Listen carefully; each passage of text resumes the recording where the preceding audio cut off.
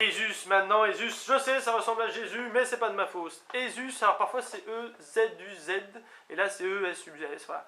Jésus Gaul, grand dieu gaulois, son nom signifierait le maître ou le meilleur, ou le bon maître. Son nom ainsi que sa personnalité restent entourés d'un mystère dû à son ancienneté, et certains pensent qu'il est peut-être l'ancêtre de tous les autres dieux gaulois, donc peut-être un dieu majeur.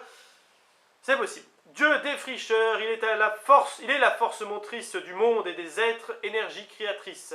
Tout ce qui jaillit avec force vient de lui.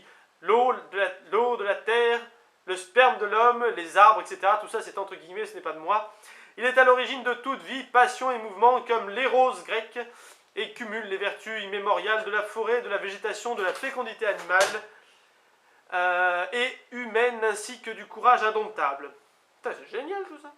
Il est le divin bûcheron, lié au symbolisme de l'arbre, axe du monde et du mystère de la forêt primitive, lié spirituellement au sanglier. On le représente vêtu d'une tunique courte en tenue traditionnelle de bûcheron gaulois.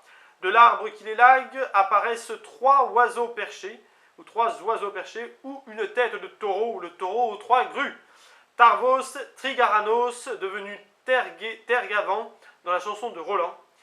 Donc ça, le taureau s'appelle Tarvos Trigaranos, d'accord, devenu Tergavant, c'est joli Tergavant.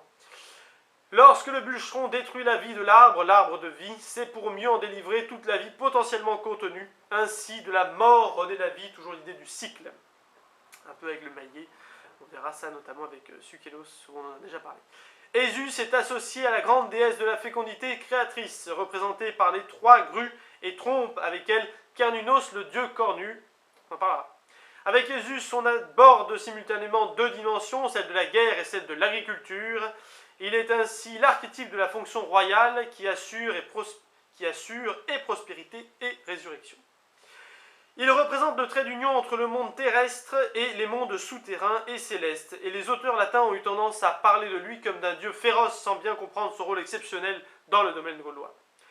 Par son rapport avec le taureau aux trois grues, il peut être rapproché du héros irlandais Cuchulainn. Voilà. Donc un dieu un petit peu mystérieux, apparemment hyper majeur, peut-être même à l'origine de tout, et aussi avec d'autres possibilités.